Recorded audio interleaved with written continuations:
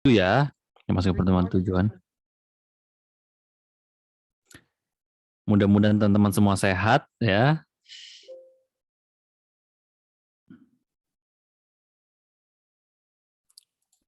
Oke, sebentar.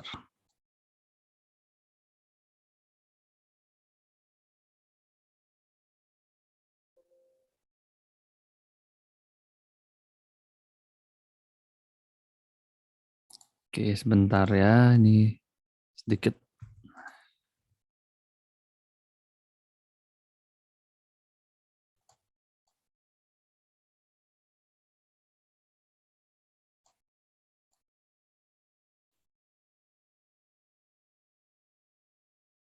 Oke, mantep.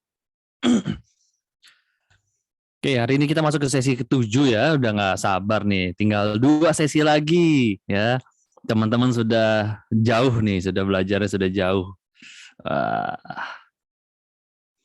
Jadi playing field sudah selesai gitu ya. Pertanyaan 1 sampai pertanyaan kelima. Ya, kalau teman-teman playing field sudah selesai, teman-teman tuh bisnisnya berarti harusnya sudah valid ya. Tapi yang namanya playing field ini nggak cuma 1 kali gitu ya kita mereviewnya. Kalau bisa setiap tahun kita review, terutama dengan masa pandemi ini, playing field dari bisnis itu banyak banget berubah. Jadi bisnis-bisnis yang tidak berubah ikutin playing field-nya di tahun ini kemungkinan besar akan mengalami kesulitan mereka untuk jalan bisnisnya gitu. Nah, kemudian kita sudah masuk pertanyaan 6, 7, 8 juga sudah selesai. Ini adalah market landscape.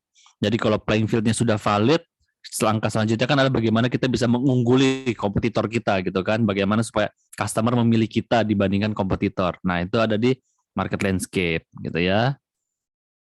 Nah, hari ini kita akan masuk ke pertanyaan 9 dan 10 ya dari modul operational profitability. Jadi hari ini kita sudah masuk modul baru, modul yang ketiga. Nah, operational profitability ya. Dari gambarnya aja ada pohon ya bentuknya duit nih, dolar nih ya, terus disiram gitu ya. Jadi sama kayak bisnis kita ya. Playing field itu kan seperti ini nih, pupuknya nih, tanahnya. Ya, tanahnya subur. Jadi kita tahu tanahnya subur gitu ya, maka kita tanam di tanah yang subur gitu. Nah, kalau kita sudah punya bisnis yang tumbuh subur, tentu harus kita rawat, kita kasih pupuk, kita siremin gitu ya. Kalau enggak, dia nggak akan bertumbuh, dia akan mati juga gitu. Jadi walaupun berada di tanah subur, tapi kalau nggak dirawat, mati juga. Nah, oleh karena itu, makanya bisnis harus kita rawat. Makanya kenapa modulnya namanya operational profitability. Jadi kita bicara operasi dan bicara keuntungan ya. Nah, jadi pada dasarnya yang namanya bisnis itu satu aturannya. Bisnis itu harus untung. Udah, titik ya. Jadi nggak usah pusingin yang lain. Pusingin satu ini aja. Bisnis harus untung. Nah, terus ada yang bilang, Coach Ferdi, nenek-nenek juga tahu bisnis harus untung. Nah, tapi masalahnya karena kita sebagai seorang pengusaha, terutama kalau kita yang baru mulai, tim kita belum banyak, kebanyakan tuh semua aktivitas tuh kita lakukan sendiri gitu ya. Mungkin teman-teman yang single fighter buka pintu kantor sendiri, buka pintu pabrik sendiri, terima pesanan sendiri gitu kan, ngolah makanannya atau produksi sendiri, beli bahan baku sendiri, semua dikerja sendiri, sampai pembukuan sendiri. Nah, saking banyak aktivitasnya operasional yang kita ngerjain sendiri, kita sampai lupa bahwa bisnis itu harus untung. Jadi kita cuma ngerjain operasional, jadi cuma ngerjain aja gitu. Di akhir hari kita nggak tahu, kita buka laci, loh kok ternyata nggak ada duitnya lari kemana? Nah itu nggak terkontrol jadinya. Jadi jalan-jalan ternyata bisnisnya rugi, baik nanti harganya kemurahan, biaya operasionalnya bengkak, atau penghasilannya nggak banyak dan sebagainya gitu. Jadi makanya kenapa balik lagi, ya kita sebagai seorang pengusaha kita juga harus tetap mereview bisnis kita, ya minimal mingguan atau bulanan gitu ya, itu sangat penting. Jadi cara untuk menaikkan profit atau keuntungan ya, keuntungan perusahaan itu caranya cuma dua ya. Naikin pendapatan ya, kurangi biaya gitu ya, efisiensi biaya. Jadi cara supaya untung adalah pendapatan harus lebih besar dari biaya. Udah itu sederhana banget kan namanya bisnis kan. Jadi kalau mau naikin profit, naikin pendapatan, kurangi biaya gitu aja. Gitu. Jadi kalau profitnya mau naik, aduh, revenue nggak naik-naik nih. Tapi gimana cara kita naikin profit? Kurangi biaya, efisiensi. gitu. Makanya memang langkah pertama yang kita pasti kejar adalah naikin revenue, selalu itu ya, selalu naikin revenue. Karena sometimes kalau kita turunin biaya ya, sometimes bukan lemak-lemaknya aja terbuang, nanti sometimes dagingnya, ototnya juga nggak sengaja kebuang. Nah itu kan bahaya. Jadi saya banyak menemukan restoran-restoran yang struggling gitu ya, struggling akhirnya apa? Mereka ngurangin bahan bakunya, kualitas bahan bakunya diturunin, porsinya dikecilin segala macam. Itu kan artinya mereka mulai mengikis dari daging-dagingnya gitu kan, bukan cuma lemaknya lagi gitu. Nah, jadi ketika kita efisiensi biaya, kita harus perhatikan itu gitu ya. Bukan biaya sekecil-kecilnya yang kita mau, tapi efisiensi biaya. Itu yang kita cari ya. Karena sometimes kita butuh biaya ya, kayak biaya marketing, kalau biaya produksi dan segala macam itu pasti. Tapi yang kita perlukan tuh bukan sekecil-kecilnya tapi efisiensi gitu. Nah, so kita masuk di pertanyaan ke berapa nih? 9 ya. Pertanyaan 9. How can you increase your revenue? Bagaimana cara Anda bisa menaikkan pendapatannya Anda, sales-nya Anda, omsetnya Anda, gitu ya. Caranya gampang juga gampang caranya. Cuman dua caranya. Kalau kita mau naikin revenue, sales, caranya cuma dua. Pertama, naikin volume, artinya jumlah produk yang dijual gitu ya, naikin volume penjualan, atau yang kedua, naikin harga. Udah itu doang. Gitu ya. Jadi nggak macam-macam antara kita naikin jumlah penjualan atau naikin harga. Kalau jumlah penjualan kita nggak naik-naik, kita naikin harga, omset kita pasti langsung naik. Nah, gitu kan? Nah, jadi kalau misalnya kita nggak bisa naikin harga, naikin volume. Nah, tentunya nomor satu yang selalu kita rekomendasi sebelum naikin harga, naikin volume dulu. Kita kejar volume dulu. Nah, kenaikan harga yang paling wajar adalah mengikuti inflasi, gitu ya. Inflasi di setiap industri, setiap kategori itu yang paling wajar. Karena kan bahan baku kita setiap tahun pasti naik, gitu kan. Nah, kita lihat apakah produk kita ini sensitif nggak terhadap kenaikan harga. Kalau sensitif, mungkin kita harus pikir-pikir strategi yang tepat untuk kenaikan harga tuh di kapan.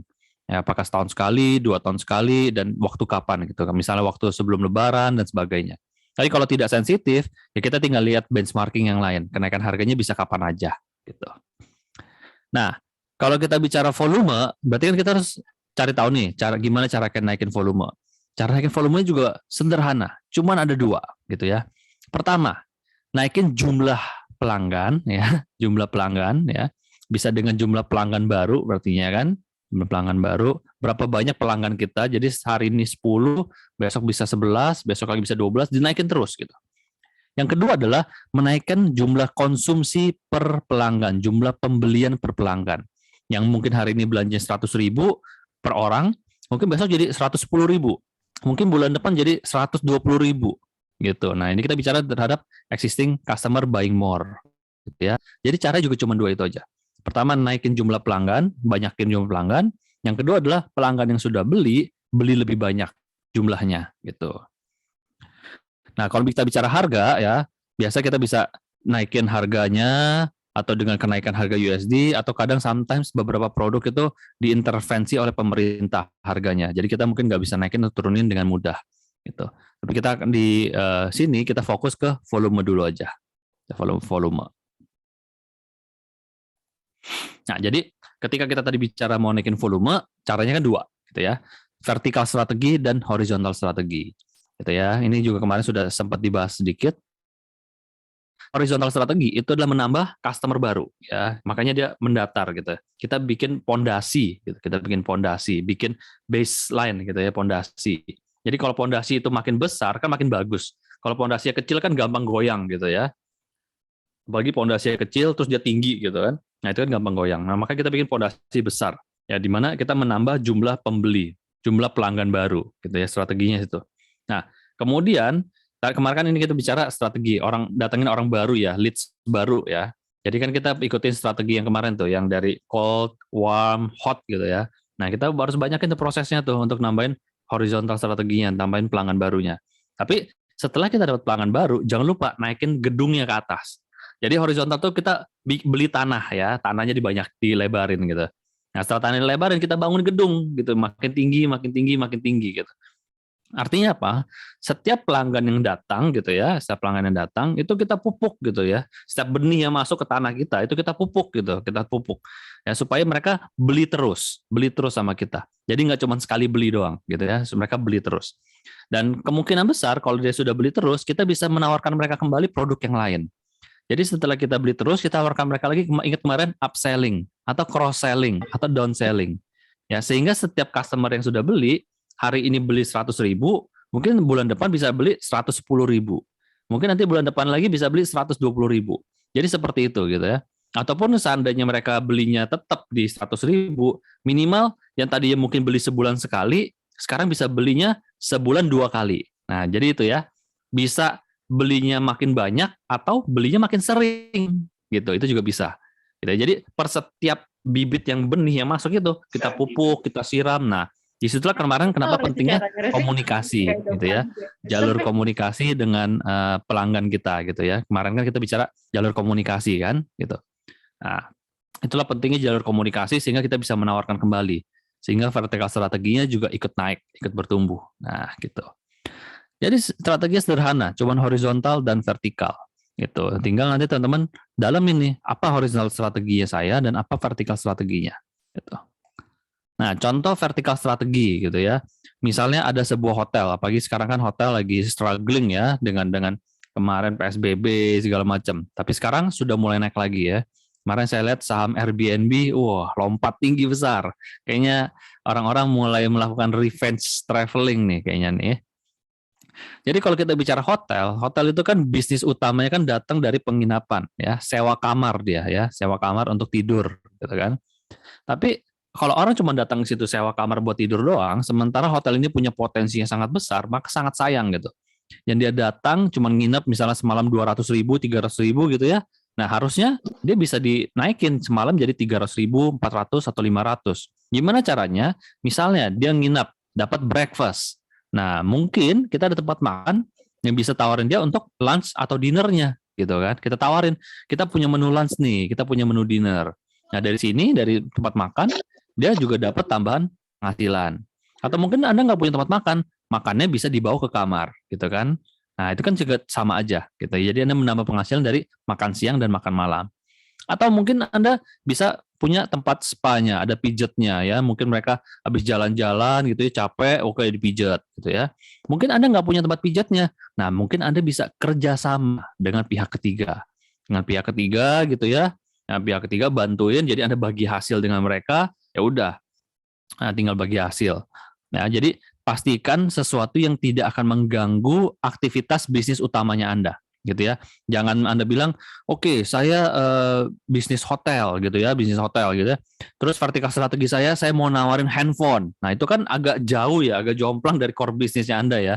Dan artinya kan Anda juga butuh ada effort gitu. Anda harus cari handphone apa, segala macam, menawarkan. Jadi sesuatu yang nggak ada hubungannya dan Anda nambah effort kerja lagi. Jangan seperti itu. Ya, walaupun tadi contoh saya ekstrim, tapi banyak di lapangan yang melakukan seperti itu. Jadi vertikal strateginya sesuatu yang nggak berhubungan gitu, sesuatu yang nggak berhubungan, dan itu menambah effort kerja ya. Jadi harus cari sesuatu yang sekali jalan sekalian gitu ya.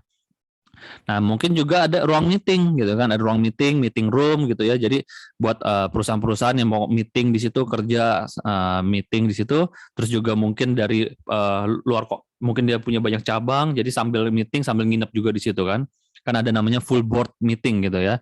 Meeting dengan nginep, dapat nginepnya juga. Dan itu bisa nambah penghasilan. Bisa pakai buat wedding gitu ya. Nah, bisa juga pakai buat rental mobil gitu ya. Jadi buat mereka jalan-jalan, kita bisa sediain rental mobil. Mungkin mobilnya juga bukan punya kita. Mungkin mobilnya juga punya pihak ketiga di mana kita kerjasama dan bagi hasil dengan pihak ketiga ini. Gitu. Jadi pikirkan banyak hal gimana Anda bisa meningkatkan vertikal strateginya Anda. Ya, untuk Anda yang dagang, yang bisnis ya, produk ya, Anda mungkin bisa punya banyak produk yang saling melengkapi gitu ya. Punya banyak produk yang saling melengkapi. Nah, kita ambil contoh seperti ini. Citylink yang perusahaan besar aja masih melakukan yang namanya tadi itu ya, vertikal strategi. Jadi untuk setiap orang yang duduk manis di dalam pesawat tidak didiamkan begitu aja. Gitu ya, ditawarkan ada in-flight menunya ya, tawarkan makannya, makan siangnya atau makan malamnya. Jadi Anda bisa pesan makan di situ. Terus merchandise-nya, oleh-olehnya gitu ya, parfum segala macam ya. Terus juga mereka juga nggak cuman kasih buku menu sama penawaran gitu aja. Nah, flight attendant-nya juga memakai ini barang-barang merchandise-nya, barang-barang belanjaannya, mereka jalan gitu berlalu-lalang dan mereka secara aktif menawarkan gitu pada para penumpangnya.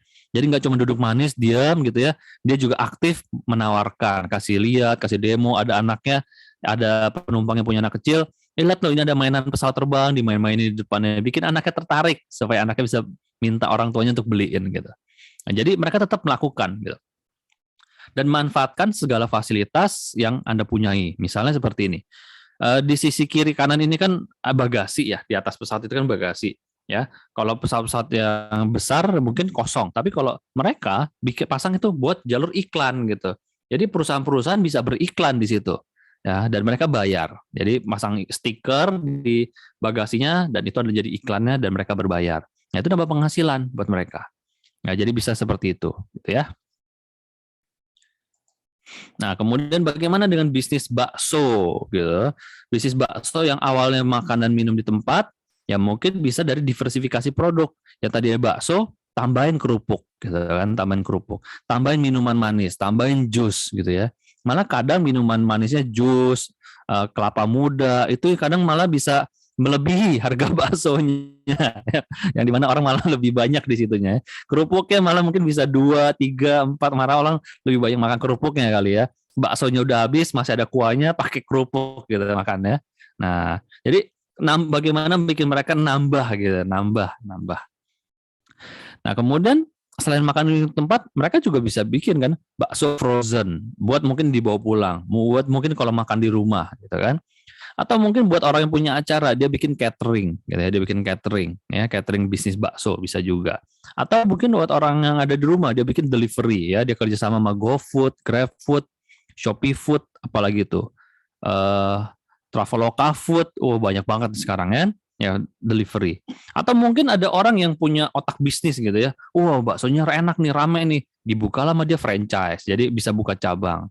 Jadi banyak kesempatan untuk Anda bisa menambah penghasilan Anda yang masih sejalan dengan core bisnisnya Anda, gitu ya. Oke, contoh horizontal strategi. Ya, horizontal strategi ini sederhana. Ya, misalnya contoh Indomaret. Kenapa Indomaret ada di mana-mana? Ya, karena Indomaret bisnisnya adalah lokal base, lokal area. Orang datang ke sana berkunjung, orang datang ke sana, gitu kan. Oleh karena itu strategi horizontalnya salah satunya adalah buka cabang, gitu ya. Buka cabang di mana-mana, semakin banyak semakin bagus, sehingga jangkauannya menjadi semakin padat, gitu. Nah, tapi selain itu juga sekarang mereka coba mengaktif untuk bikin secara online gitu kan. Secara online, delivery online segala macam. Tujuannya apa? Tujuannya menambah horizontal strategi jangkauan gitu kan. Jadi orang nggak perlu lagi datang, orang tinggal pakai aplikasi, beli, duduk manis di rumah, datang gitu disamperin ya, delivery. Jadi itu bagian dari horizontal strategi gitu ya. Menambah customer baru, menjangkau customer baru. Begitu juga makanya kenapa teman-teman banyak yang bikin sistem reseller gitu kan, membangun reseller. Membangun reseller itu adalah bagian dari horizontal strategi. Karena mungkin satu reseller menguasai satu RT atau satu RW gitu kan jangkauannya. Jadi kalau Anda punya 100 reseller, berarti jangkauan Anda mungkin 100 RW atau 100 RT gitu. Nah, nanti kalau Anda lebih banyak lagi, jangkauannya lebih banyak lagi. Jadi melebarkan jangkauan Anda, horizontal strategi gitu ya. Semakin lebar tangan Anda gitu ya. Jadi tanah Anda juga semakin lebar, gitu, jangkauannya makin besar. Nah, ini menjadi sangat penting, gitu ya. Jadi strategi distribusi, strategi reseller, strategi cabang itu kebanyakan strategi horizontal untuk semakin banyak orang menjangkau, gitu ya, customer baru, gitu ya. Nah, setelah mereka jadi customer baru, apa yang kita lakukan? Vertikal strateginya harus jalan, komunikasinya harus jalan, gitu ya, sehingga ketika mereka jadi customer baru, mereka mulai naik menjadi customer loyal dan akhirnya menjadi advokat ya kita. Ingat ya pelajaran kemarin ya, maka ini nyambung nih, ini nyambung. Jadi ini kita mulai apa ya mulai menjahit apa yang kita pelajarin kemarin, gitu ya. Nah, jadi itu tentang strategi untuk naikin revenue. Jadi untuk naikin revenue cuma 2 caranya ya. Yang pertama adalah untuk naikin revenue ya. Pertama adalah menaikkan volume, yang kedua adalah menaikkan adalah harga gitu ya, volume kali price. Nah, kita fokus di naikin volume. Nah, gimana cara naikin volume? Volume pembelian. Caranya juga cuma dua, yaitu horizontal strategi dan vertikal strategi. Horizontal adalah bagaimana supaya semakin banyak orang untuk beli, gitu ya. Strategi macam-macam. Mungkin Anda bisa buka cabang, Anda bisa cari reseller, Anda bisa cari distributor, Anda bisa masuk ke online, gitu ya, masuk ke online, pakai iklan, advertising, gitu ya, advertising untuk mencari customer baru, gitu ya. Nah, kemudian setelah mereka jadi customer baru, ya, kasih penawaran, jangan lupa kasih penawaran yang menarik supaya mereka beli. Jangan lupa kemarin customer journey-nya dimulai dari aware dulu. Jadi salah satu strategi di horizontal strategi adalah aware, bagaimana orang tahu sebanyak-banyaknya. Nah, kemudian bikin mereka try, ya mereka tertarik dan mereka mau coba gitu ya, dan akhirnya mereka beli. Nah, itu horizontal strategi. Nah, kemudian masuk ke vertikal strateginya. Mereka yang sudah beli gitu ya, bagaimana Anda komunikasi ke mereka, Anda kasih penawaran kembali, Anda bangun hubungan dengan mereka, sehingga pada akhirnya mereka beli lagi dan beli lagi. Dan bukan cuma beli lagi, belinya lebih banyak. Itu vertikal strategi, gitu ya. Jadi vertikal strategi, mungkin strategi Anda bisa macam-macam, misalnya strategi bundling, strategi membership, strategi package, gitu ya. Kalau misalnya beli satu harga sekian, package beli 10 harganya lebih murah secara per piece-nya, tapi ya secara volume kan jadi banyak. Atau Anda bikin membership gitu ya, di mana orang kalau datang sekali ke tempat Anda harganya sekian, tapi misalnya Anda membership yoga misalnya ya, yoga sekali pada Anda 200.000 gitu ya, tapi dengan misalnya dengan 1,5 juta misalnya gitu ya, Anda bisa datang ke studio Anda membership, datang unlimited misalnya gitu, unlimited bisa datang berkali-kali sepuasnya, kan lumayan dari 200.000 naik jadi 1,5 juta. Nah 1,5 juta dapat di tangan, itu strategi vertikal ya. Jadi banyak banget di luar sana strategi-strateginya itu yang bisa Anda pakai gitu ya. Nanti kita diskusi ketemu kalau ada tanya jawab case by case. Nah, itu tentang strategi ya.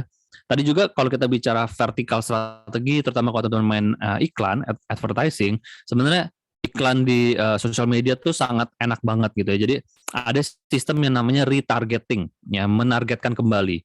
Jadi Anda bisa menargetkan orang-orang yang sudah menjadi pelanggan lamanya Anda, gitu. Orang-orang yang sudah pernah jadi customer-nya Anda. Jadi Anda bisa menargetkan orang-orang tertentu. Ya, saya menargetkan orang-orang yang ini nih, yang sudah jadi customer-nya saya, gitu. Jadi customer kemudian menawarkan kembali mereka produk yang berbeda, gitu ya. Itu juga bisa dilakukan. Oke, sekarang kita masuk ke pertanyaan ke-10. How can you manage your cost, gitu ya? Bagaimana Anda bisa mengelola biaya, gitu ya? Biaya ini unik nih, penting nih ya. Karena kita semua kayaknya nggak suka dengan biaya, gitu. Kalau bisa bisnis itu biaya sekecil-kecilnya, gitu ya. Kalau perlu nggak keluar biaya, tapi pemasukannya aja dapat. Tapi masalahnya nggak bisa, ya. Semua bisnis pasti butuh biaya, butuh effort, ya. Butuh effort untuk kita keluarkan sehingga balik kembali kepada kita, gitu ya. Minimal biaya itu kan biaya tenaga kita dan waktunya kita, gitu. Nah, tapi balik lagi, oleh karena itu yang namanya biaya ini harus kita kelola, gitu ya. Karena balik lagi, ingat prinsip dari bisnis nomor 1, bisnis itu harus untung. Tujuan bisnis didirikan adalah mencari keuntungan, gitu ya. Cara untuk mendapatkan keuntungan, revenue harus lebih besar dari biaya, gitu ya. Bisa nggak biaya lebih besar dari revenue? Banyak bisnis yang biaya lebih besar dari revenue, makanya pembukuannya merah. Kok bisa hidup? Ya nanti kita belajar yang namanya cash flow. Ya selama cash flow mereka masih bisa jaga, perusahaan tetap bisa hidup walaupun mereka rugi, gitu ya. Ini namanya orang-orang jago gali lubang tutup lubang, gitu ya, jago mengolah cash flow-nya. Tapi balik lagi itu masalahnya jadi nanti jadi bom waktu, ya, hanya masalah waktu untuk kalau nggak diselesaikan sebelum meledak, gitu ya. Makanya mumpung kita masih belajar, kita kelola cost kita dengan sangat baik. Nah, jadi kalau kita bicara pembukuan laba rugi, gitu ya, pembukuan laba rugi, kalau misalnya dalam bahasa Inggris itu income statement, gitu ya, income statement. Itu urutannya biasanya seperti ini, gitu ya. Yang paling atas ini kita sebutnya top line ya, namanya juga top di atas, gitu ya, top line. Itu adalah penghasilan, revenue ya, omset, gitu ya, omset, penghasilan, revenue. Itu biasanya di atas, gitu ya, paling atas. Jadi masukan apa segala macam itu posisinya dimasukin di atas totalnya. Nah, di bawah revenue biasanya ada namanya cost of goods sold, gitu ya, COGS atau HPP, harga pokok penjualan atau harga pokok produksi, ya. Nah, HPP atau harga pokok produksi ini adalah biaya produksinya Anda untuk menjual sebuah barang, gitu ya. Nah, setelah dikurangin, ya, biasanya kemudian ini dikurangin ya. Nah, kemudian Anda dapat yang namanya gross profit, pendapatan kotor, gitu ya, gross profit pendapatan kotor. Nah, kemudian ada biaya kedua yang namanya adalah operating expenses atau mungkin dikenalnya namanya OPEX, gitu ya. OPEX singkatannya, OPEX, operating expenses. Ini adalah biaya-biaya operasional, ya. Misalnya nanti bilang gaji, biaya listrik, biaya apa lagi, sewa gedung, gitu ya, parkir, pulsa dan sebagainya. Nah, setelah gross profit dikurangin operating expense, dapatlah kita namanya operating profit, gitu ya, pendapatan operasional, gitu ya. Nah, kemudian ada bunga bank, ada pajak. Nah, setelah dikurangin baru Anda dapat namanya net profit. Ini namanya pendapatan bersihnya Anda. Jadi, jangan bahagia kalau revenue Anda besar banget gitu ya, tapi ternyata dikurangi biaya ini net profitnya kecil sekali. Nah, makanya kenapa penting untuk kita tahu nih biaya-biaya kita, sehingga kita bisa kelola, gitu ya. Sehingga tujuan akhirnya kita dapetin net profit yang bagus, gitu, net profit yang positif, net profit yang bagus. Nah, jadi kita harus tahu nih biaya-biaya kita ada apa aja, ya. Cuman ada 3 jenis kok, cuma ada 3 jenis. Gambaran besar ini gambaran besar ya. Sebenarnya biaya itu detailnya banyak, tapi ini kita sederhanakan. Ada 3 jenis ya, yang teman-teman perlu tahu. Yang pertama tadi itu HPP, COGS, HPP, biaya produksi. Biasanya ini sifatnya variabel gitu ya. Jadi ini adalah semua biaya yang berhubungan ketika Anda menciptakan sebuah produk atau jasa gitu ya. Langsung produk jasa. Jadi kalau Anda bikin makanan ya, bikin makanan, produksi makanan, jadi bahan bakunya itu namanya COGS. Gitu ya. Namanya COGS atau HPP. Terserah Anda ya. COGS bahasa Inggris, HPP bahasa Indonesia gitu ya. Jadi itu namanya COGS. Nah, kenapa ini penting? Karena untuk dapetin produksi satu buah barang itu ada satu HPP-nya gitu kan, nilai tertentu, nilai sekian. Nah, biasanya ini namanya variabel. Jadi kalau misalnya HPP satu barang nilainya misalnya Rp100 gitu ya. Berarti kalau Anda mau produksi 10 barang, Anda harus keluarin Rp1.000. Kalau Anda produksi 20 barang, Anda harus keluarin Rp2.000. Dan itu terus gitu ngikut naik gitu. Naik terus. Jadi semakin besar penjualan Anda, HPP Anda juga akan ngikut. Nah, makanya kenapa ini harus dijaga gitu. Ini harus dijaga. Nah, kemudian yang kedua adalah biaya operasional dan marketing gitu ya, biaya operasional dan marketing. Nah, biasanya biaya operasional dan marketing ini sifatnya fix gitu ya, sifatnya fix, artinya tetap gitu ya. Kayak misalnya Anda bayar gaji gitu ya, kan setiap bulan tetap dia nilainya gitu ya. Anda sewa kantor, sewa gedung gitu ya, kan setiap bulan bayarnya tetap gitu ya. Pulsa kurang lebih lah sama gitu, biaya marketing juga kurang lebih sama. Jadi semakin besar penjualan Anda, biaya ini juga akan tetap gitu. Jadi yang satu naik ke atas, yang satu garis lurus gitu. Jadi tetap gitu. Jadi semakin besar penjualan Anda, biasanya OPEX dan marketing ini semakin efisien gitu ya, makanya disebut fixed cost gitu. Nah, yang ketiga adalah biaya cost of capital, yaitu biaya modal ya. Biaya modalnya Anda gitu ya. Misalnya kalau Anda mau mau beli mesin, pasti kan Anda butuh modal kan. Nah, itu nanti masuknya ke sini, biaya modal. Ya, ini operasional, dua ini berhubungan operasional berjalan. Nah, ini investasi. Anda mau beli mesin, Anda bangun pabrik baru gitu ya. Anda beli inventory baru dan sebagainya. Nah, itu cost of capital. Nah, jadi sekarang kita masuk dulu COGS. Ya, jadi penting buat Anda untuk tahu biaya produksinya Anda, gitu ya. Ketika Anda produksi satu buah produk, penting buat Anda supaya Anda tahu berapa sih biaya produksinya saya. Kenapa? Minimal supaya Anda tahu saya nggak jualan barang ini rugi pada akhirnya. Nah, kalau misalnya jualan rugi, kan sia-sia Anda. Makin lama Anda makin besar Anda jual, malah dia nanti malah makin akan rugi, makanya makin besar gitu. Makanya penting. Nah, kalau kita bicara economy of scale ya, biasanya semakin besar Anda produksi ya, berarti kan Anda butuh bahan baku juga semakin besar. Biasanya Anda bisa dapatkan barang harga ini menjadi semakin murah gitu ya, harganya semakin murah. Nah, itulah kita sebut sebagai economy of scale. Misalnya Anda produksi 10 unit, ya, Anda produksi 10 barang, mungkin harga produksinya $2 ya per unit. Tapi kalau Anda produksi 50, mungkin Anda bisa dapetin $1,5 harga per produknya, produksi per produknya. Jadi kalau Anda produksi 100 unit, mungkin Anda bisa dapatkan $1 per produknya. Makanya kenapa sometimes bigger is often cheaper untuk manufacture gitu ya, untuk produksi. Gitu ya. Jadi skala besar gitu ya. Makanya kenapa sometimes kalau kita makan di luar, makan di restoran segala macam bisa lebih murah dibandingkan kita makan di rumah. Kenapa? Karena kalau kita makan di rumah ya, kita makan di rumah kita sayuran beli ini kan nggak bisa kita beli harga yang lebih murah dibandingkan supplier yang belinya dalam jumlah besar. Dan juga kita belinya harus banyak gitu kan. Kalau kita beli sedikit, pasti harganya jadi lebih mahal gitu ya. Makanya kenapa kalau kita beli produk di luar sana, kok bisa lebih murah ya? Kenapa bisa lebih murah? Karena ini semakin besar mereka produksi, mereka bisa dapetin harga yang lebih murah. Itu economy of scale. Nah, jadi makanya penting ketika kita berbicara COGS, sebisa mungkin setiap tahun kita melakukan namanya efisiensi gitu ya, efisiensi biaya. Bisa nggak dengan menjaga kualitas yang sama, tapi harganya, harga COGS-nya bisa kita turunin, gitu. Jadi dengan kualitasnya tetap sama, gitu ya, volume, ukuran, kualitas segala macam pokoknya tetap sama. Tapi kita mencari cara untuk supaya kita bisa efisiensi biaya. Misalnya dengan negosiasi dengan para supplier, negosiasi harga ya dengan para supplier, atau mungkin bagian risetnya, team and development-nya ya. Riset and development-nya, mereka mencoba mencari alternatif bahan baku gitu ya, yang bisa menghasilkan kualitas yang sama, tapi dengan harga yang lebih murah gitu ya. Yang kenapa itu penting? Yang kita lakukan efisiensi biaya. Kalau teman-teman ikutin pergerakan saham gitu ya, kemarin ini ada satu saham yang lumayan populer, namanya Unilever gitu ya, Unilever. Unilever itu harga sahamnya dari sebelum pandemi itu harga sekitar 7 ribuan dan akhir-akhirnya turun gitu ya.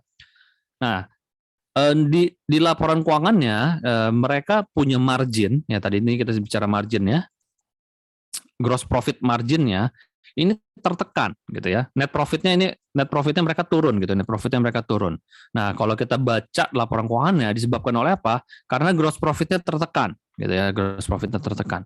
Kalau kita bicara gross profit tertekan, artinya apa? COGS-nya mereka bengkak. Nah, setelah saya pelajarin lebih lanjut, ternyata memang betul bahan besar dari produk-produk Unilever adalah sawit gitu ya, sawit, CPO gitu ya, sawit. Dan kemarin ini harga sawit itu sempat melonjak tinggi sekali. Nah, karena sawit ini adalah bahan baku dan sifatnya variabel, ingat tadi ya, semakin banyak mereka jual, semakin banyak mereka produksi, variabel ini akan ngikut terus, akan ngikut. Nah, jadi variabel ini naik, gitu ya, variabel ini naik, maka dia akan menekan gross profit-nya, gitu ya. Ini kan akan naik. Jadi misalnya kemarin tuh COGS-nya di angka 50%, ya 50% dari revenue. Nah, kalau misalnya harga bahan bakunya naik, gitu ya, maka COGS-nya bisa jadi 60%. Jadi yang tadi yang menghasilkan satu produk tuh butuh Rp100, nah sekarang mungkin bikin satu produk bisa jadi Rp110 atau Rp120. Nah, itulah yang harus kita jaga, ya. Karena harga bahan baku itu cenderung naik, gitu ya, setiap tahun.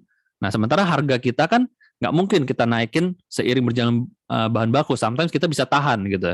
Sehingga margin kita semakin tergerus. Makanya kenapa tugas kita untuk bisa jagain marginnya ini, gitu. Nah, kemudian selanjutnya OPEX tadi ya, biaya operasional ya, gaji, marketing, segala macam itu harus dijaga juga gitu. Nah, di sini salah satu prinsipnya adalah komponen fixed dan variable cost gitu ya. Jadi ada biaya-biaya di luar sana itu ada dua jenis biaya. Pertama biaya fix adalah biaya yang kalau Anda keluarkan nggak peduli jualan Anda naik atau jualan Anda turun, biayanya ini tetap sama. Kayak tadi tuh gaji, sewa kantor, listrik cenderung sama gitu kan, pulsa ya cenderung sama dan sebagainya. Gitu. Jadi biaya-biaya yang fix tetap ya, nggak peduli penjualan Anda naik atau turun dia akan tetap. Nah, kedua adalah biaya variabel, yang dimana semakin naik penjualan Anda, dia juga akan ikut naik. Tapi kalau penjualan Anda turun, dia juga akan turun. Itu namanya variabel. Bahkan kalau mungkin Anda nggak ada penjualan, Anda nggak produksi, biaya ini nggak keluar sama sekali. Nah, makanya kenapa kita harus pintar-pintar mengelola nih. Nah, ketika bisnis kita masih kecil, terutama di masa sulit, masa pandemi dan segala macam, sebisa mungkin biaya kita banyakkan variabel cost, sebisa mungkin. Karena itu menjadi lebih aman. Ketika tidak ada ketika tidak ada penjualan, maka biaya ini juga nggak muncul, gitu ya. Nah, ini masih bisa mungkin variabel cost, ya. Nah, kalau misalnya bisnis lagi bagus, ya, penjualan naik terus, nah, fixed cost akan menjadi sangat efisiensi biayanya. Karena ingat, penjualannya naik, fixed cost akan tetap gitu loh. Jadi secara persentase, fixed cost akan semakin turun. Fixed cost akan semakin turun secara persentase. Karena revenue-nya naik, cost-nya tetap. Maka dia akan semakin efisiensi ketika bisnis bagus. Nah, tugas kita adalah mengendalikan dua ini, fixed cost dan variable cost. Itu. Rumah makan sederhana. Rumah makan sederhana ini menerapkan hampir 100%, kayaknya 100% ya, 100% variable cost strategi, gitu ya. Pertama, mungkin dia tempat makannya, restorannya, dia bekerja sama dengan pemilik gedung, ya, bagi hasil. Kemudian sayur-sayurannya, bahan bakunya, sudah pasti itu variable cost ya. Setiap kali mau produksi baru pesan, setiap kali produksi pesan gitu. Jadi kalau produksinya banyak, pesannya juga banyak. Nah, kemudian gajinya bagaimana? Selama ini kan gaji karyawan kan kebanyakan fix kan. Nah, kalau rumah makan sederhana, dia menerapkan namanya bagi hasil dengan karyawannya gitu ya. Jadi setiap karyawan ini gajinya itu berdasarkan penjualan. Semakin tinggi penjualan, bagi hasil mereka juga semakin tinggi. Dan tentunya juga mereka punya program di mana bagi hasil ini ada porsinya lah, jabatan ini berapa, jabatan ini berapa, jabatan ini berapa. Mereka sudah ada itu. Jadi mereka menerapkan hampir 100% variable cost untuk bisnisnya gitu ya. Jadi cenderung kalau misalnya bisnis lagi lesu, ya biayanya juga ikut turun. Jadi kita tidak mengeluarkan biaya. Karena yang paling bikin kita pusing sakit kepala kan kadang-kadang sebagai pengusaha tanggal setiap akhir bulan gitu ya, gajian gitu ya, apalagi kalau gajiannya fix gitu kan, gajiannya fix. Jadi kita ada duit, nggak ada duit, gajiannya angkanya tetap segitu gitu. Makanya mereka menerapkan variable cost ya. Nah, tadi ini cost of capital gitu ya, biaya modal gitu ya. Jadi setiap kali kita berbisnis pasti kita butuh modal gitu ya, kita butuh modal. Nah, biasanya di luar sana modal tuh ada dua tipe. Pertama modal saham dan kedua ada modal pinjaman gitu ya, modal saham, modal pinjaman. Jadi kalau saya secara pribadi saya keluarkan uang 10 juta untuk modal usaha gitu ya. Saya bangun bisnis, saya keluarin modal 10 juta. Nah, itulah modal saham, gitu, modal saham. Artinya dengan 10 juta itu saya memiliki perusahaan barunya saya.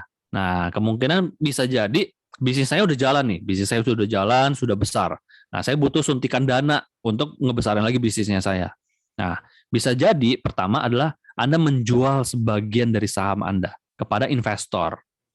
Misalnya Anda menjual 10% saham Anda untuk nilai investasi 1M gitu ya. Nah, jadi investor kasih Anda 1M, Anda kasih dia 10%. Nah, kalau di sini bentuknya equity atau saham, artinya investor itu ikut menjadi pemilik dari bisnisnya Anda. Ya, walaupun nilainya adalah 10%, ya 10% dari kepemilikannya Anda. Berarti Anda masih punya 90% kepemilikan, gitu ya. Nah, investor dapat duitnya dari mana dari 10% itu? Nah, karena dia sudah memberikan uang ke perusahaan, maka uang itu sudah menjadi perusahaan. Gitu ya. Maka investor ini pertama dia akan dapat kalau misalnya ada namanya bagi hasil. Jadi setiap akhir tahun, terutama kalau Anda sudah punya investor, tapi sebenarnya gini, setiap kali Anda bikin perusahaan yang namanya PT, itu di situ tercantumkan, biasanya tertulis Anda punya berapa lembar saham, gitu ya. Nah, lembar saham itu yang kemudian bisa Anda jual belikan, gitu ya. Ada orang masuk, invest, ya, Anda bisa menerbitkan saham baru atau Anda menjual sahamnya Anda, gitu ya. Jadi Anda kasih mereka saham, mereka masuk gitu. Nah, di dalam persyaratan akta notaris itu, salah satu kewajiban dari perusahaan adalah setiap tahun minimal 1 tahun sekali melakukan namanya RUPS, Rapat Umum Pemegang Saham. Jadi Anda wajib setahun sekali Anda membuat laporan tentang kinerja perusahaan Anda. Dan Anda akan ceritakan laporan ini kepada seluruh pemegang saham. Nah, kalau misalnya Anda satu-satunya pemilik ya, Anda nggak perlu secara formal gitu ya. Tapi kalau Anda sudah punya investor, maka Anda harus lakukan secara formal. Anda harus bikin laporannya, dan Anda harus sharingkan ke dia. Ini loh kinerja perusahaan. Nah, kemudian Kalau perusahaan punya keuntungan, maka di RPS itu diputuskan berapa persen dari keuntungan itu yang mau kita bagikan sebagai dividen. Ya, dividen itu adalah keuntungan perusahaan yang dibagikan kepada pemegang saham. Jadi kalau misalnya perusahaan ada untung 10 miliar gitu ya, kemudian dari meeting itu diputuskan, oke, kita bagi 4 miliar ya kepada pemegang saham. 6 miliarnya kemana? 6 miliarnya kita masukin lagi ke modal usaha untuk bisnis tahun depan, misalnya gitu. Jadi 4 miliar ini yang kemudian dibagiin ke persentase tadi. Jadi kalau misalnya saya punya 90%, saya dapat sekitar 3,6 miliar. Nah, investor tadi ya, berarti dia dapat sekitar 400 juta. Nah, itu yang dia dapetin. Dan ini sifatnya selamanya. Selamanya. Karena dia menjadi pemilik dari perusahaan ini. Bukan dalam jangka waktu tertentu. Sampai suatu hari, dia sahamnya mau kita beli kembali atau dia jual ke orang lain. Itu bebas.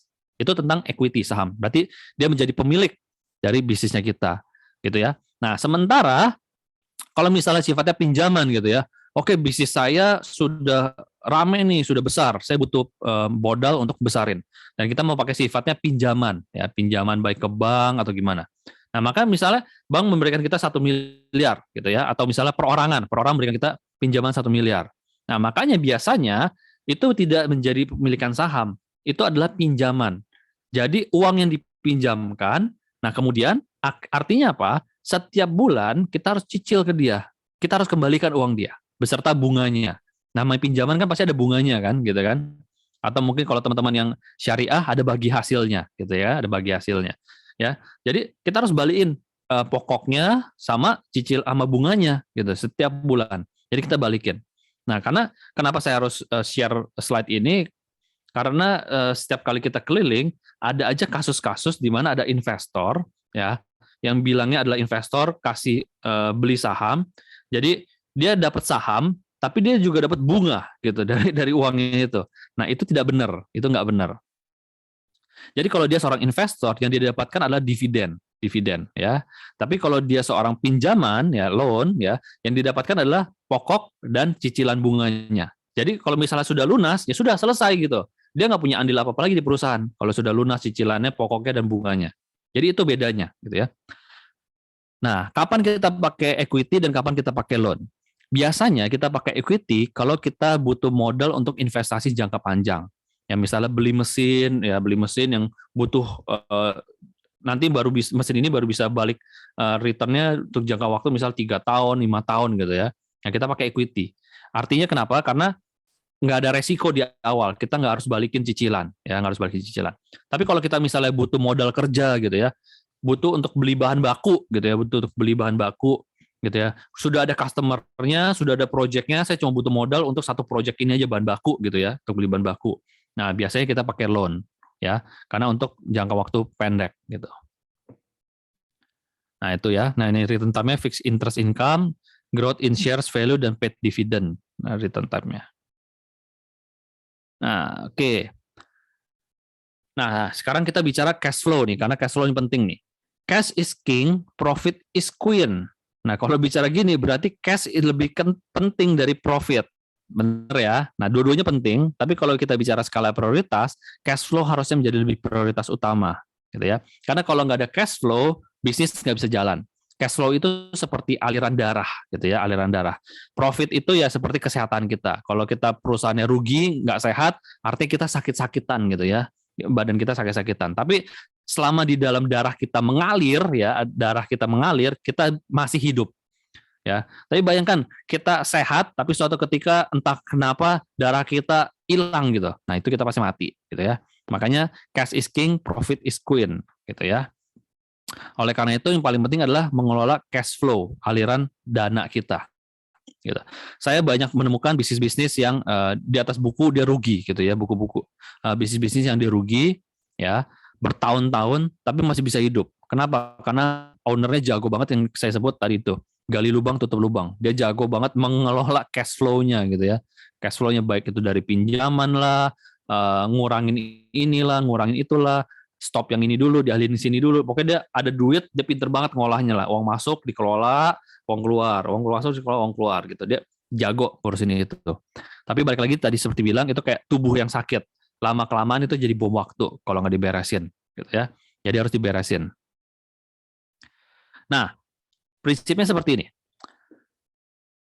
anggap ini cash inflow ya, uang masuk, anggap ini uang masuk, dan anggap ini uang keluar, dan ini adalah tabungannya kita ya, saldonya kita.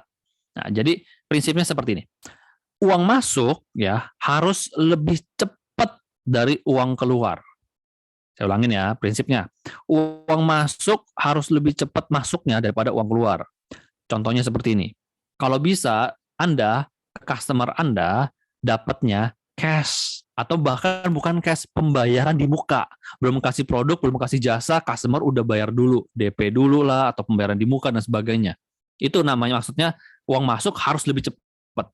Nah, kalau bisa, uang keluarnya kan lebih lama. Jadi kalau bisa uang keluarnya Anda kasih tempo gitu ya. Anda ke supplier Anda kasih tempo 3 hari, 7 hari, 30 hari, 90 hari gitu kan. Bebas, wajarnya biasa Pak maksimal 90 hari wajarnya gitu ya. Tapi balik lagi tergantung bisnis gitu ya. Masuknya cepat, keluarnya lama. Nah, kalau bisa seperti itu. Nah, kalau bisa seperti itu, Anda punya banyak cash yang bisa Anda kelola gitu ya. Perusahaan Anda pasti jauh lebih sehat gitu ya. Prinsip kedua ya, uang masuk harus lebih besar dari uang keluar, gitu ya.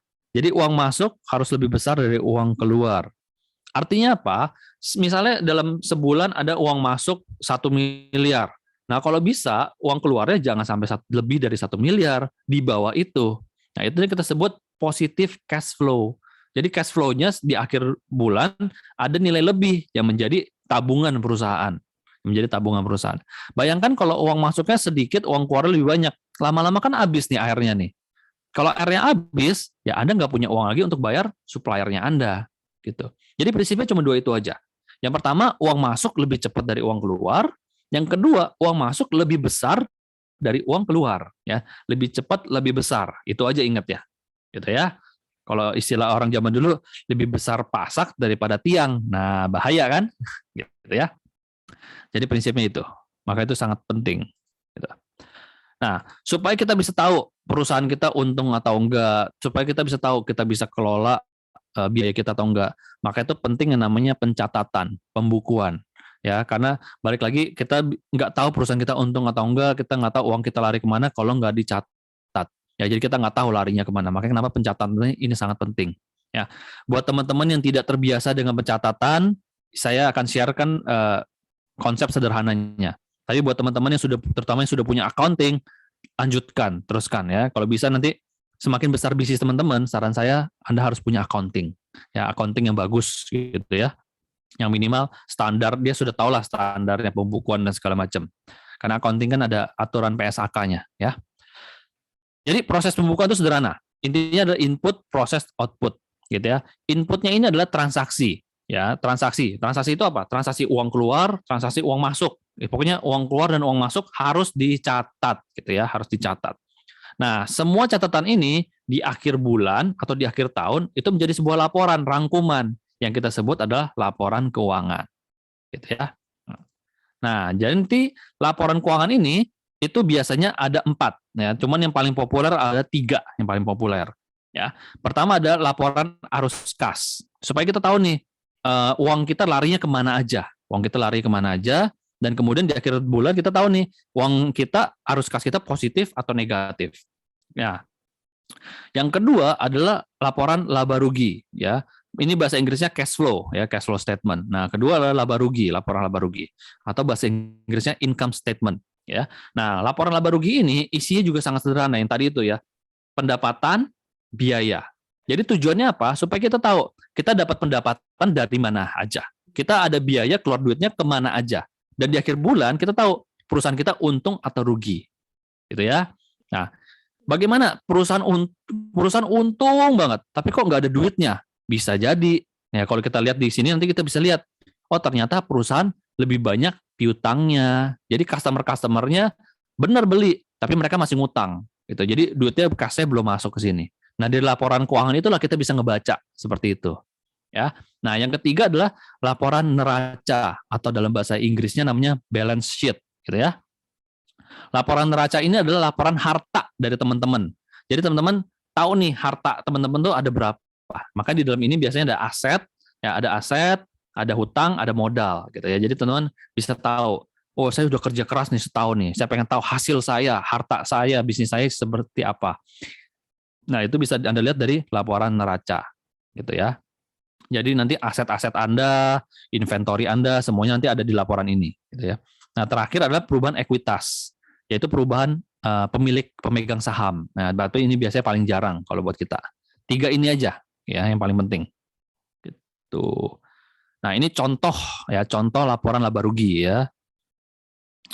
Kok ini tahunnya berubah nih. Ya, pokoknya ini harusnya berurutan nih 12 13 ya. 11 12 13 14 15 16 oh benar nih ya.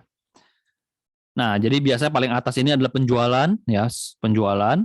Terus di tengah ini adalah HPP ya tadi kita cerita ya, biaya produksi. Nah, dikurangi kita dapat laba kotor ya, dapat laba kotor. Nah, gimana caranya? Pertama kita harus bandingkan dari tahun ke tahun. Laba kotor kita makin naik atau makin turun. Supaya kita tahu nih, HPP kita bisa semakin tahun kita efisiensi atau enggak gini.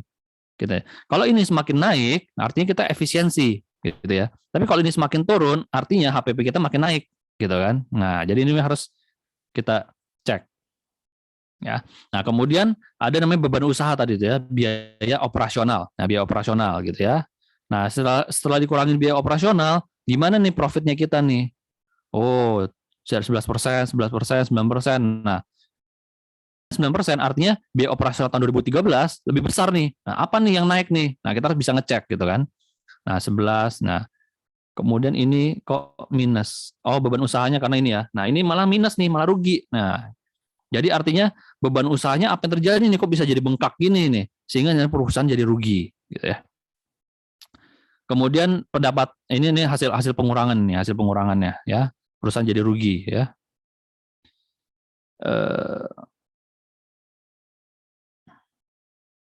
Ini pendapatan beban non usaha. Ini pendapatan lain-lain ya. Ini pendapatan atau biaya lain-lain ini ya. Kemudian setelah dikurangin masuk jadi ini. Nah, kita lihat yang angka paling akhirnya nih. Ini adalah net income, pendapatan bersihnya kita. Jadi kita bisa lihat nih pendapatan bersih kita berapa. Oh, naik 6%, 4%. Oh, sini rugi nih. Nah, jadi di laporan inilah kita bisa tahu perusahaan kita sehat atau untung gitu. Saya paling senang baca laporan keuangan. Setiap kali ada klien datang saya, nomor satu yang saya tanya, ada laporan keuangan nggak? Karena dari sini saya bisa lihat perusahaannya sehat atau sakit, sakitnya di mana, ketahuan dari sini, gitu ya. Kalau laporan keuangannya tidak dimanipulasi.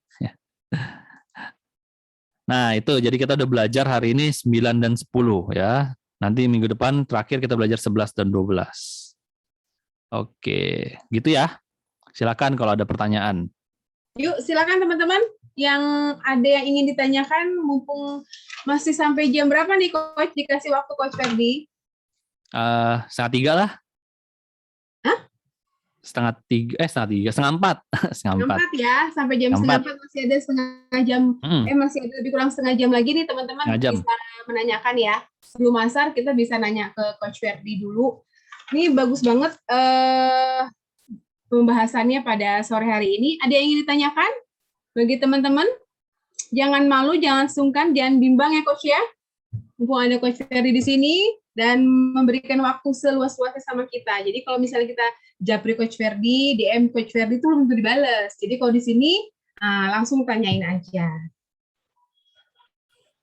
Iya Mbak Vivi mau nanya Mbak. Boleh. Dengan siapa ini? Dengan Tia Mbak. Oh Kak Tia, silahkan langsung Kak Tia sama Coach Ferdi boleh, silahkan. Iya Coach Ferdi, salam kenal Coach, saya Tia, usaha saya Rattan Handmade Coach.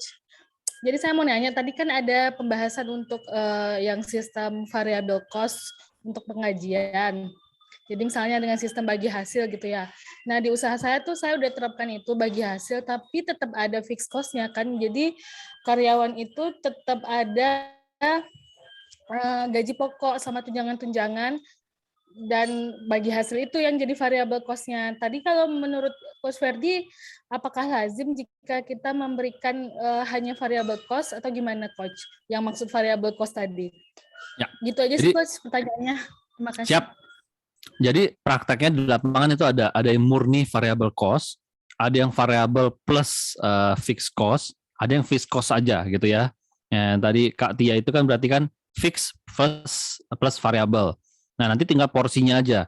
Kalau misal kita bicara di pabrik skala kecil, pabrik skala rumahan yang biasa kita mempekerjakan orang-orang sekitar, ibu-ibu segala macam gitu, itu biasanya mereka bisa menerapkan variable cost, yaitu gimana mereka per produksi.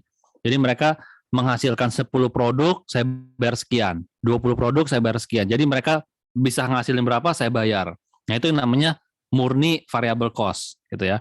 Nah kalau yang terjadi di yang tadi itu kayak Kak Tia itu artinya kan ada gaji pokok, tunjangan-tunjangan. Nah, tinggal berapa besar nih porsi gaji pokoknya nih? Ya, porsi gaji pokoknya. Apakah gaji pokoknya lebih besar dari variabel atau variabelnya lebih besar dari gaji pokoknya pada akhirnya? Itu juga bisa dibandingkan tergantung industrinya. Kalau misalnya saya mempekerjakan orang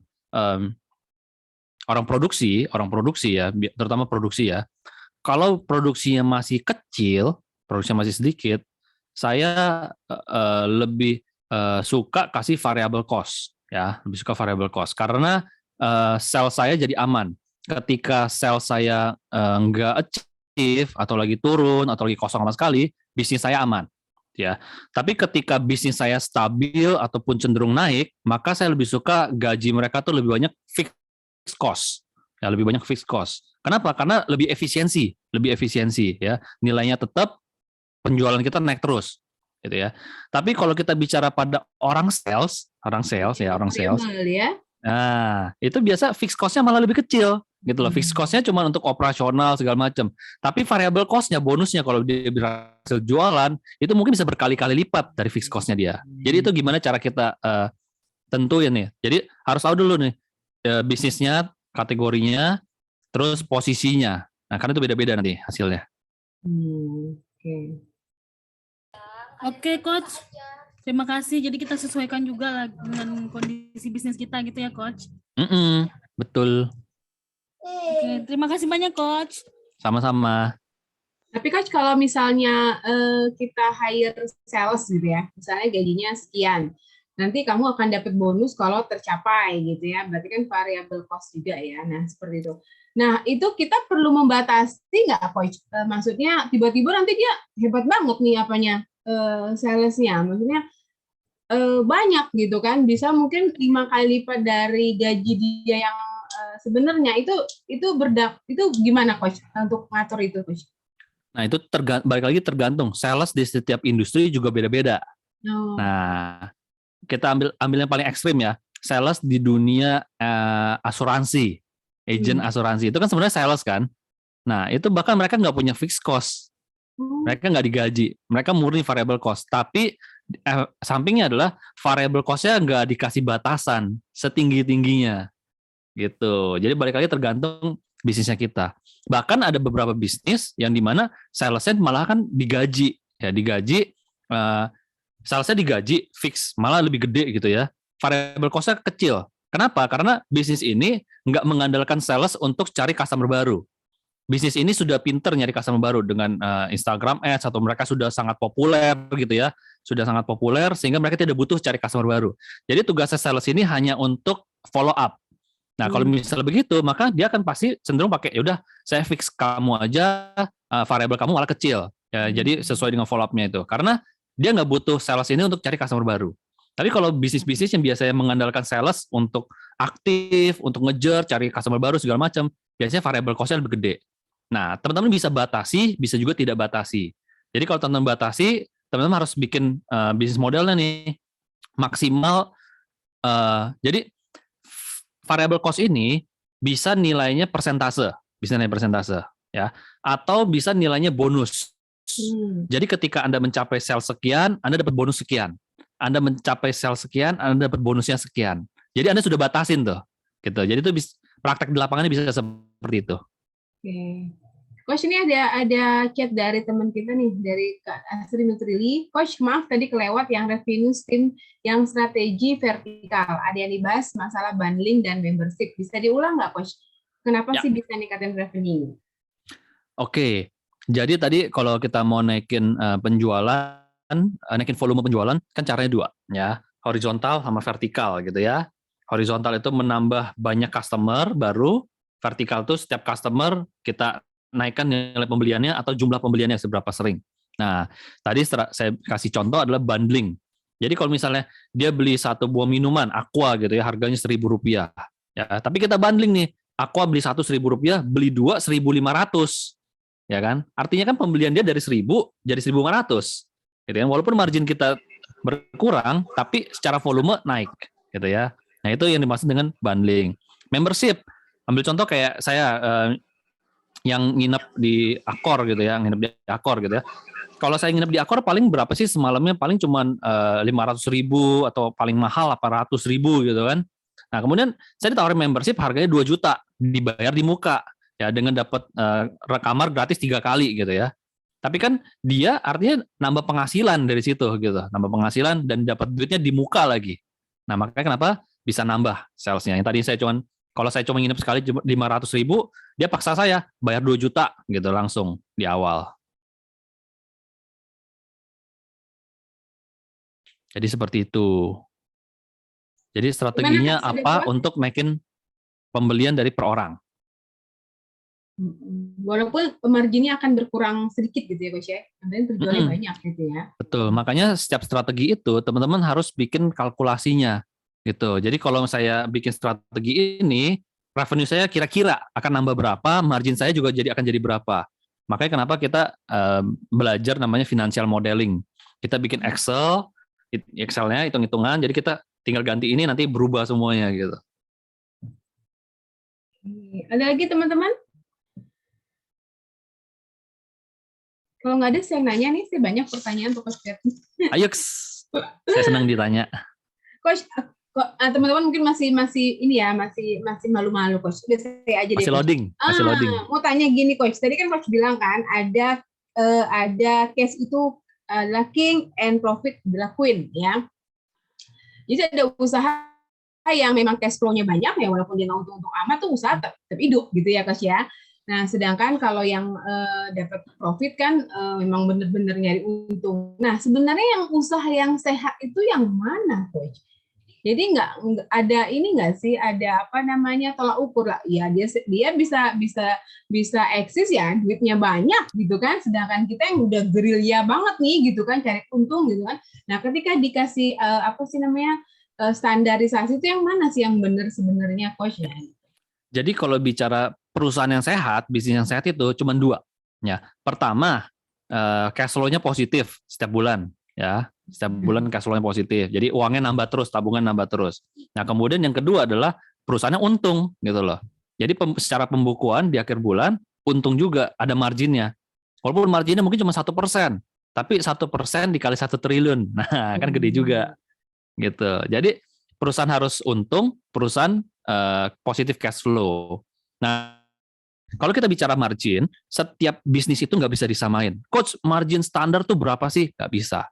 Ambil contoh, perusahaan startup mungkin marginnya bisa 60-70%. Perusahaan teknologi, perusahaan jasa gitu ya, mungkin marginnya bisa 60-70%.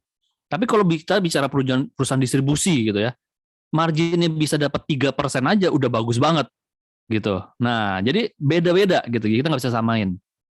Yang penting adalah cash flow-nya positif, bisnisnya untung. Nah, itu.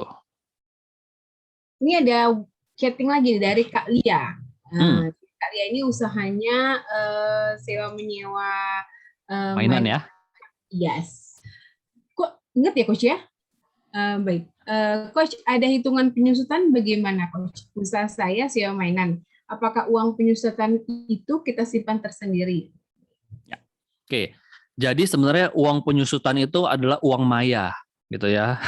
Jadi sebenarnya gini, saya beli sebuah produk, gitu ya. Saya beli sebuah mainan, ya, mainan yang Anda jadikan aset, ya. Atau saya beli sebuah mesin, ya, harganya 1 miliar, dan kita prediksi mesin ini umurnya 5 tahun. Jadi sebenarnya uang 1 miliar itu sudah kita bayar di muka, gitu. Sudah kita bayar di muka, gitu. Sudah kita bayar di muka 1 miliar. Jadi secara cash flow itu sudah keluar.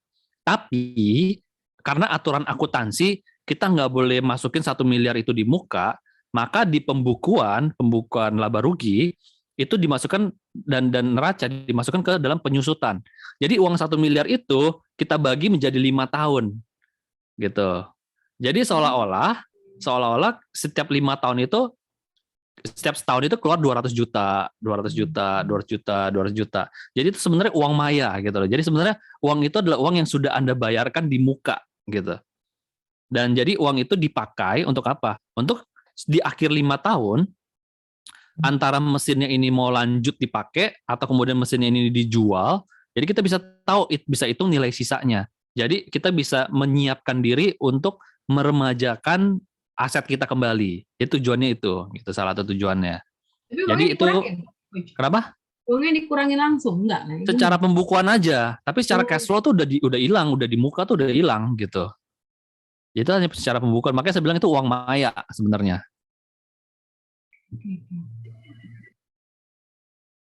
Kalian gimana? Udah puas dengan jawaban Coach Ferdi? Berarti memang wajib dihitung ya, Coach ya, supaya jadi asetnya baru terus ya. Betul, tapi kan maksudnya Kak Lia ini kan seolah-olah kayak ada uang gitu, uang penyusutan gitu.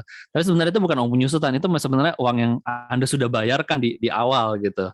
Ya. Iya. Halo, Assalamualaikum. Kak Vivi, boleh ngelanjutin ini pertanyaannya Kak Lia? Boleh. Silakan Kak Bu. Iya. Coach, mungkin maksud Kak Lia gini, Coach. Kan itu dianggap penyusutan itu duitnya ada, maksudnya gini, 1 bulan hitung buat laporan keuangan kan ada nilai penyusutan, tapi kan uangnya itu profit itu kan udah dikurangin itu. Jadi misalnya uang kita ada 20 juta, tapi profitnya 20 juta, tapi ada uang penyusutan 2 juta gitu kan. Berarti kan tidak dianggap profit tuh. Jadi mungkin kayak uangnya ada gitu. Mungkin itu kali maksudnya, Coach. Dikurangin gitu ya, Kak ya. Maksudnya itu tapi uang yang profitku cuman 18 gitu. Ada 2 juta yang uang penyusutan. Gitu kali maksudnya, Coach. Ya. Aku mau ngitin Betul. Kak ya. Betul. Nah, itu kan tercantumnya di laporan laba rugi kan, bukan di Iya. laporan cash flow. Oh iya. Laporan Nah, ada 3 tadi ya, Coach ya. uang- Ada laporan arus kas, laporan ya. Oke. Nah, uang yang benar-benar teman-teman punya itu uang yang laporan yang ada di laporan cash flow. Iya, betul. Oke. Gitu. Jadi kita lihatnya kita punya uang atau enggak ada di cash flow sebenarnya. Nah, laba rugi itu cuma untuk lihat kita sehat atau enggak. Tapi kalau kita mau lihat bisnis saya punya uang atau enggak, uangnya ada atau enggak itu di cash flow. Laporan cash flow. Oh, harus dibedakan ya, Coach. Harus Oke. dibedain. Jadi kita nggak bisa lihat kita punya uang atau enggak di laporan laba rugi, nggak bisa. Oke, terima kasih, Coach. Ya. Gimana teman-teman, sudah puas? Kayaknya harus detail ya, kalau udah ngomongin masalah keuangan ini harus kelasnya nggak bisa cepat Iya. ya, Coach ya. Harus berapa Minggu depan saya tambahin modul tentang ini detail deh. Minggu depan saya tambahin. Karena memang rumit ya, Coach ya, nggak bisa ini ya, nggak bisa langsung kayaknya ya. Ada lagi teman-teman yang ditanyakan? Nah, ada yang minta untuk ditambahin modul, Coach. Yap. Minggu depan kita tambahin ya. Tunggu deh, Coach Ferdi ya. Tapi ini kalau teman-teman sekarang ada pertanyaan boleh, sehingga nanti saya bisa modul minggu depan saya bisa desain sesuai teman-teman pertanyaannya apa. Oh, mantap. Dan juga bisa kalau misalnya sekarang nggak ngeh nih, nggak loading nih kan misalnya kan. Tapi kalau ingat boleh nanya ya, Coach ya. Boleh. Ya, oh iya ternyata ini sih masalahnya di bisnis saya gitu kan. Ya kan. Ya, karena buat saya keuangan ini penting ya. Teman-teman bisnis kan jago nyari uang gitu ya. Tapi ngelola uang ini sangat penting gitu. Jangan sampai uang hasil kerja keras lari entah kemana karena nggak dikelola gitu. Gitu. Ada lagi teman-teman? Kalau nggak saya lagi nih. Sebenarnya banyak yang nanya sama Coach Ferdi, cuman nggak enak. Saya terus yang nanya nanti ya. Nggak apa-apa sambil nunggu.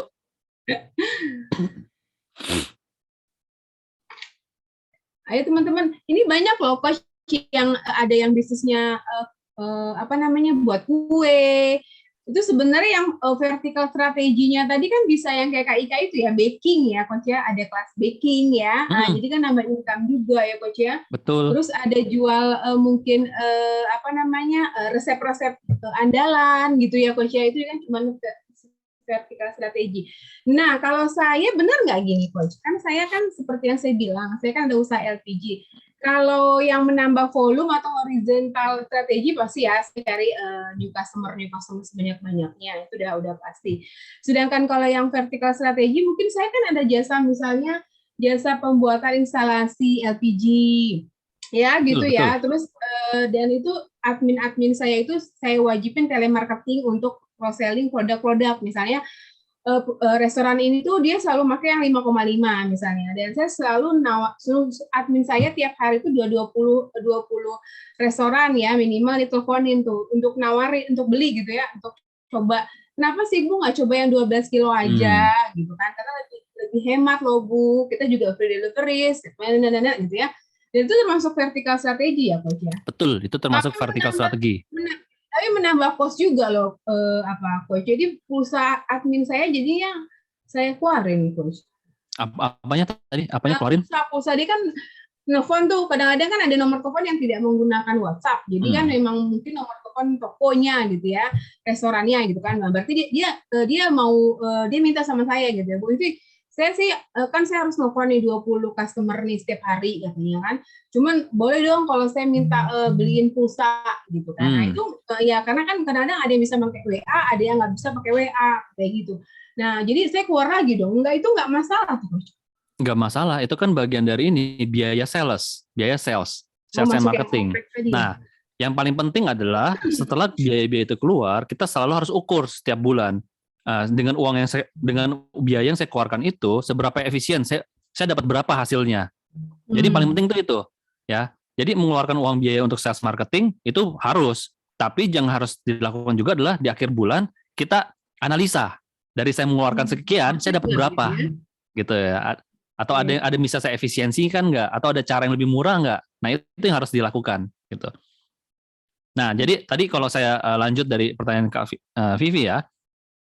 Jadi teman-teman ini kan pasti semua punya banyak produk gitu ya. Jadi ada yang namanya disebut sebagai portofolio strategi. Ya, portofolio strategi. Portofolio itu kan artinya kan satu buah portofolio yang isinya ada banyak gitu ya. Nah, jadi dalam portofolio strategi ini ada namanya produk strategi gitu ya, produk portofolio strategi. Jadi ada produk-produk yang namanya revenue generator. Ya, revenue generator. Jadi revenue generator ini adalah produk paling larisnya Anda. Gitu ya, produk pertama yang paling larisnya Anda. Jadi orang kalau ngambil produk jasa Anda itu yang ini gitu. Revenue generator, ya biasanya marginnya so-so lah, marginnya masih masuk so-so, tapi volumenya besar gitu ya. Nah kemudian ada yang namanya produknya namanya traffic generator. Nah traffic itu produk yang mendatangkan traffic itu mendatangkan customer baru. Jadi orang-orang produk yang bikin orang tertarik untuk datang atau produk yang bikin orang pengen nyobain dulu gitu ya. Jadi pintu masuknya, misalnya gitu pintu masuknya.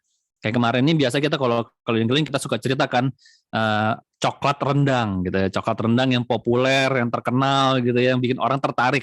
Nah, sebenarnya coklat rendang ini kalau kita sharing ke pemiliknya, jangan dijadikan revenue generator.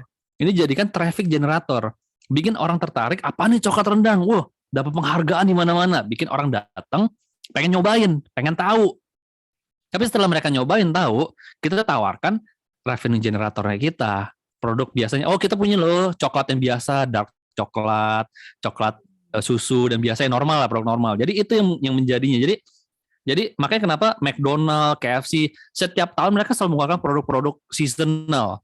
Itu tujuannya untuk mendatangkan orang aja, bikin orang tertarik. Wah apa nih burger teriyaki, wah kan produk Amerika tapi kok teriyaki gitu. Orang datang untuk nyobain doang. Tapi tetap aja dia akan beli produk-produk yang biasanya, yang revenue generatornya gitu. Jadi itu ada. Jadi ada produk traffic generator, revenue generator. Nah yang ketiga adalah margin generator. Produk-produk yang marginnya besar. Nah biasanya kalau di restoran ini produk-produk minuman gitu ya. Jadi datang beli nasi goreng, tapi kemudian jualkan es kelapa muda, minuman soda apa, minuman manis apa, yang dimana marginnya bisa jadi lebih besar daripada harga nasi gorengnya. Nah itu disebut margin generator. Jadi ada strategi produk gitu. Apalagi kalau waitressnya kita nanya gitu ya, ini restoran baru gitu kan Coach ya. Ini minumannya yang paling handal, yang paling enak di sini apa? Oh masuk ya kan? Oh itu mantap, langsung tawarin marginnya paling tinggi. Yang paling tinggi lah pokoknya ya kan. Yang enak-enak harus nanti gitu ya kan Coach ya. Betul. Nah maka itu kenapa penting kita harus punya laporan penjualan, ya laporan penjualan dan laporan HPP. kita perlu laporan HPP supaya kita tahu nih produk-produk ini marginnya berapa gitu. Benar-benar. Program margin apa. Jadi kalau misalnya klien datang ke saya, yang pertama kali saya cek di laporan keuangan itu, saya minta laporan detail dari setiap SKU gitu ya. Karena gini, perusahaan-perusahaan besar itu kan pasti nggak cuma punya satu cabang, nggak cuma punya satu distribusi. Dia distribusi bisa banyak kota gitu. Dan di setiap kota, pengalaman saya itu produknya tuh pasti beda-beda. Di sini yang unggul produk A, di kota ini yang unggul produk B, kota ini yang unggul produk C. Nah di situ kita bisa analisa. Ya, produk utama kita kan produk C ini produk paling hebat gitu, harusnya ada di semua kota. Kenapa di sini enggak? Nah kita cek, oh ternyata enggak ditawarkan, ternyata yang jual enggak paham tentang produk C dan segala macam, gitu ya. Nah dari situ kan kita dapat data. Nah kemudian kita edukasi, kita ajarin ke distributornya. Nah ternyata benar produk C memang laris langsung. Nah kenapa tadi enggak laris? Karena yang jualnya distributornya, tokonya enggak paham. Ya kita edukasi supaya dia paham. Nah ketika tawarin naik. Jadi hal seperti itu kita dapat dari mana? Dari data. Itu. Based on data semuanya ya, Coach ya. Satu lagi mau nanya boleh, Coach ya? Yang lain pada malu-malu nih, Coach. Nah, ini ada nih pertanyaan lanjutan dari Bu Lia ya. Coach, kalau mainannya udah selesai, masa penyusutannya anggap 3 tahun. Nah, barang itu saya jual, terus uangnya dihitung sebagai apa, Coach? Revenue. Ya, itu masuknya ke dalam pendapatan lain-lain. Ya, pendapatan lain-lain. Jadi di dalam bahasa akuntansi namanya salvage value, nilai sisa. Nah, ini masuk dalam pendapatan lain-lain. Ya. Dari Mbak Eka nih juga nih ada nih. Sedikit tambahan pertanyaan dari penyusutan aset, Coach. Sebenarnya penyusutan aset ini buat apa aja, Coach? Masih bingung. Nah, ini sebenarnya aturan akuntansi ya. Jadi ini pakemnya. Jadi sudah standar. Jadi akuntansi itu nggak bisa asal-asalan. Mereka sudah punya aturan resmi, aturan legalnya gitu ya. Nah, salah satunya adalah nilai penyusutan. Jadi tadi kayak saya tadi bilang, kalau Anda beli barang gitu ya, 1 miliar di awal gitu ya. Kalau misalnya Anda langsung masukkan ke laporan keuangan, mungkin laporan keuangan Anda langsung negatif. Kalau laporan Anda langsung negatif, karena kan ada investasi di awal nih, gede nih. Penghasilan Anda mungkin Anda belum punya penghasilan, Anda belum jualan gitu ya. Anda belum jualan, Anda investasi di awal, beli inventory 1 miliar, belum jualan di bulan itu Anda masih siap-siapin. Ya, atau mungkin Anda ada penjualan tapi sedikit. Nah, di laporan keuangan pasti jatuhnya laporan laba rugi Anda negatif nih, minus, rugi. Nah, kalau laporan keuangan Anda rugi, Anda nggak bayar pajak. Kalau Anda karena negatif. Kalau Anda nggak bayar pajak, pemerintah nggak suka. Nah, gitu ya. Nah, oleh karena itu laporan keuangan dibikin uang 1 miliar ini kayak seolah-olah dicicil penyusutan sesuai dengan nilai bendanya. Nah, kayak ada aturan lagi di PSHK, benda-benda ini yang boleh disusutkan 5 tahun. Benda-benda ini yang boleh disusutkan 3 tahun. Benda-benda ini boleh disusutkan setahun. Ada aturannya. Saya nggak hafal gitu ya. Nah, itu jadi diatur gitu. Nah, tujuannya itu tadi supaya enggak besar di awal sehingga perusahaan tidak rugi di awal, tidak rugi di awal. Jadi biayanya diratain, dibagi rata gitu. Karena saya juga bukan orang akuntansi, saya tahu prinsipnya. Prakteknya saya ya bayar orang aja deh. Silakan Bang If. Halo.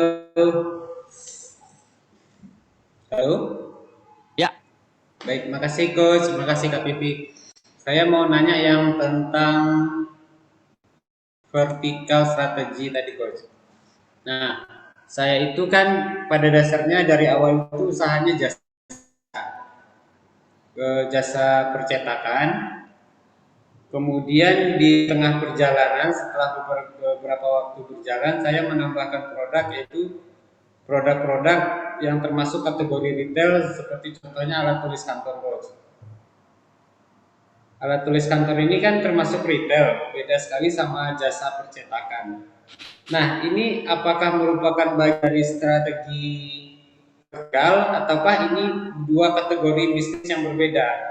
Karena ketika orang membutuhkan jasa percetakan itu biasanya mereka juga menanyakan tentang beberapa jenis alat tulis kantor. Nah, maksud saya ini supaya bisa menambah pendapatan atau omset. Nah, tapi ini termasuk bisnis yang berbeda. Kalau retail penanganannya berbeda, jasa penanganannya berbeda. Itu gimana penjelasannya, Coach? Ya. Kalau misalnya selama customer-nya masih sama gitu ya, customer masih sama itu masih bisa dijalankan ya, masih bisa dijalankan. Tapi kalau customer berbeda, berarti ini totally dua bisnis yang berbeda sebenarnya gitu. Nah, sebenarnya percetakan dan alat tulis kan masih mirip-mirip lah, customer-nya harusnya masih mirip-mirip gitu. Jadi masih bisa dijalankan gitu, masih bisa jalankan. Ya, masih sejalan lah istilahnya gitu. Jadi effortnya nggak gede-gede amat. Karena customer-nya masih sama, kita masih tinggal nawarin aja. Nah, ini bisa termasuk dalam vertikal strategi atau ya bisa ya nambah portofolio produk gitu kan. Jadi masih bisa dijalankan. Tapi kalau untuk proses membesarkannya ini kan berbeda, Coach. Karena retail punya cara sendiri untuk supaya besar, jasa punya cara sendiri. Ya, Jadi itu kan gimana? tinggal Apakah saya harus memilih satu di antara dua atau gimana, Coach? balik lagi itu pilihan ya. Yang sudah pasti karena ini prosesnya berbeda, proses B2B dan proses B2C gitu, misalnya ya retail sama jasa misalnya gitu kan beda, pasti kan punya dua divisi yang berbeda, ya punya dua divisi yang berbeda. Ini seperti kayak contohnya Pak Budisman ya, Pak Budisman punya satu, tapi ini agak beda ya. Yang kalau ingat yang kasus Vitalak sama SGM, Vitalak penghasilannya juga sudah lumayan miliaran gitu, SGM juga sudah miliaran. Pak Budi memutuskan untuk menutup Vitalak supaya dia bisa fokus di SGM gitu. Tapi itu balik lagi kan pilihan gitu. Nanti seiring berjalan waktu, Bang If pasti akan ngelihat mana yang lebih potensial, ya mana yang lebih potensial secara penghasilan. Nah disitulah Bang If harus memilih apakah dua-duanya bisa jalan atau harus salah satu. Nah itu masalah waktu sih ke depannya. Untuk saat ini kan kita masih proses di awal nih, masih meraba-raba pasar. Kira-kira mana yang jalan buat saya gitu. Oke, kalau sekarang ini kan istilahnya proses meraba-raba. Kemudian juga ini untuk menambah apa namanya bahan bakar, Coach. Karena dari sini dapat pemasukan, dari sini dapat pemasukan gitu kalau menurut saya. Ya. Cuma apakah nanti memang harus memilih atau bisa dua-duanya? Ini gimana? Tergantung waktu, Coach ya. Ya. Kalau mau jalanin dua-duanya sudah pasti harus punya dua tim yang ngejalanin ini karena prosesnya beda gitu ya. Nanti kalau resource-nya mampu untuk jalanin dua-duanya, ya nggak apa-apa jalanin dua-duanya. Tapi balik lagi ini tergantung pada resource-nya kita. Sebenarnya itu sih tujuannya, resource-nya. Kayak kenapa Pak Budi memutuskan untuk mematin Vitalak yang profitable miliaran gitu kan? Karena Pak Budi merasa saya mau fokus, saya mau mengerahkan seluruh resource saya untuk membangun SGM, bukan Vitalak gitu. Karena saya melihat visi saya membangun SGM. Dia melihat market saya yang bisa besar itu SGM gitu. Nah, dia melihat ekonomi, dia melihat pasar, dia melihat kebutuhan pasar, dia melihat keunggulan produk dan sebagainya. Dari hasil analisa itu dia memutuskan, oke, saya fokus di SGM. Gitu. Oke, Coach, terima kasih. Sama-sama. Jadi tergantung resources sih pada akhirnya nanti. Oh, ada Coach Agus Trianto, konsultasi silakan.